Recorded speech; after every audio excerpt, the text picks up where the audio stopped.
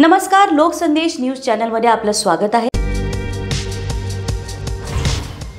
चुलत्याच्या कृपेने बरं चाललंय। अजितदादांच्या वक्तव्यानं राजकीय चर्चांना उधाण। बीडमध्ये राष्ट्रवादीच्या कार्यकर्त्यांशी संवाद साधताना दादांनी दिला हारथुरे न आणण्याचा सल्ला।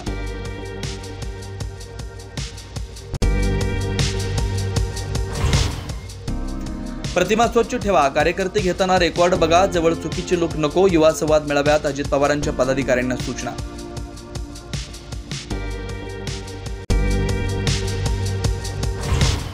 केंद्रीय मंत्री किरण रिजिजू यांच्याकडून वक्फ सुधारणा विधेयक लोकसभेत सादर। सुधारणा कायदा आणला नसता तर वक्फनं संसदेवरही दावा केला असता, रिजिजू यांचं वक्तव्य।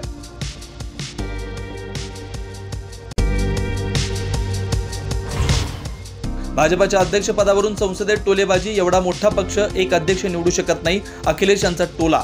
तर तुम्ही कुटुंबातून अध्यक्ष निवडता, आम्ही कोट्यावधी सदस्यातून निवडतो, शहा यांचं प्रत्युत्तर।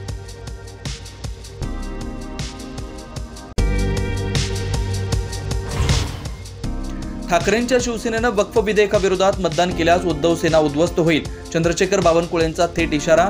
विरोधात मतदान करणं हे मुंबईसाठी लांघून चालन असल्याची टीका।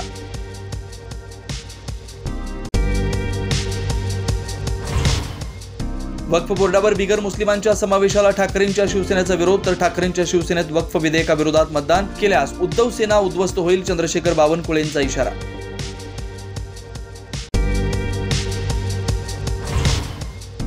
वक्फ सुधारणा विधेयक आणि हिंदुत्वाचा काडी मात्र संबंध नाही, फडणवीसांच्या ट्विटला राऊतांचं उत्तर। तर हिरवी कावीळ झालेल्या नव्या दिव्य दृष्टीतून तुम्ही बघता, रवींद्र चव्हाणांची टीका।